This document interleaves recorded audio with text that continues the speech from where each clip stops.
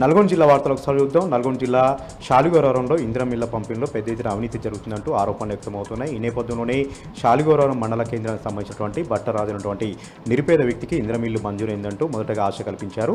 అతను ఉన్న ఇల్లును కూడా కూలగొట్టుకున్నారు. తీరా ఇల్లు కట్టుకుందన్న సమయానికి ఇందిరమిల్లు మంజూరు కాలేదని కాంగ్రెస్ పార్టీ నాయకులు అతని ఆశలపైన నిలజడంతో కట్టుబట్టలతో సహా పిల్ల పాపలతో అతను స్థానికంగా ఉన్నటువంటి గిరిజన కమ్యూనిటీ హాల్లో తలదాచుకుంటున్నారు. బజార్లో బ్రతుకుతున్నాడు.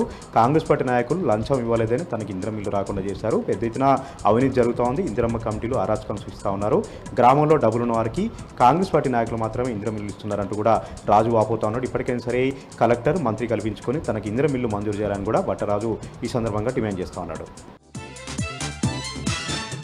నల్గొండ జిల్లాకు సంబంధించి మరొక వార్త. నల్గొండ జిల్లా చండూరులో మున్సిపాలిటీ అధికారులు బీఆర్ఎస్ పార్టీ నాయకుల టార్గెట్గా కట్టడాలన్నింటి కూల్చివేస్తూ ఉన్నారు. బీఆర్ఎస్ పార్టీకి సంబంధించినటువంటి మాజీ ఎంపీ తోకల వెంకన్న రెండొస్తుల భవనాన్ని ఎలాంటి నోటీసులు లేకుండా ఎలాంటి ముందస్తు సమాచారం లేకుండా కూల్చివేయడంతో పెద్ద ఎత్తున ఉద్రిక్త పరిస్థితులు నెలకొన్నాయి. ఈ నేపథ్యంలోనే మునుగోడు మాజీ ఎమ్మెల్యే కూసుకుంట ప్రభాకర్ అక్కడ చేరుకొని నిరసన దిగారు. మున్సిపాలిటీ అధికారులపైన తీవ్రమైనటువంటి ఆగ్రహం వ్యక్తం చేయడం జరిగింది.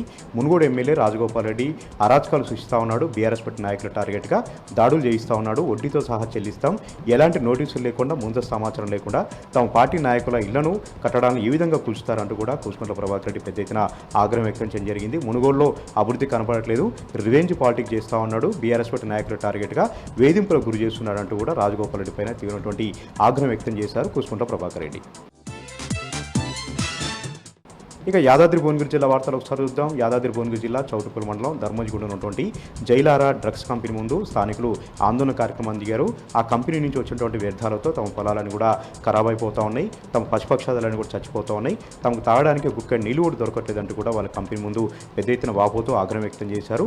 తీవ్రమైనటువంటి వాసనలతో తీవ్రమైనటువంటి వ్యర్థ రసాయనాలతో తమ గ్రామంలోకి పెద్ద ఎత్తున కూడా వ్యర్థ రసాయనాలు వస్తూ ఉన్నాయి. తమ పంట పొలాలను కూడా పోతూ ఉన్నాయి. తమకు చర్మవ్యాధులు వస్తున్నాయంటూ కూడా వాళ్ళు వాపోతూ ఉన్నారు. ఇప్పటికైనా సరే కంపెనీ పైన చర్యలు తీసుకోవాలి. ఇక్కడ ఉన్నటువంటి పొల్యూషన్ బోర్డు అధికారులు, రెవెన్యూ అధికారులు చర్యలు తీసుకొని కంపెనీని వేరే ప్రాంతానికి తరలించాలి, లేదంటే పూర్తిగా మూసివేయాలని కూడా ధర్మజిగూడెం గ్రామస్తులు పెద్ద ఎత్తున డిమాండ్ చేస్తూ ఉన్నారు.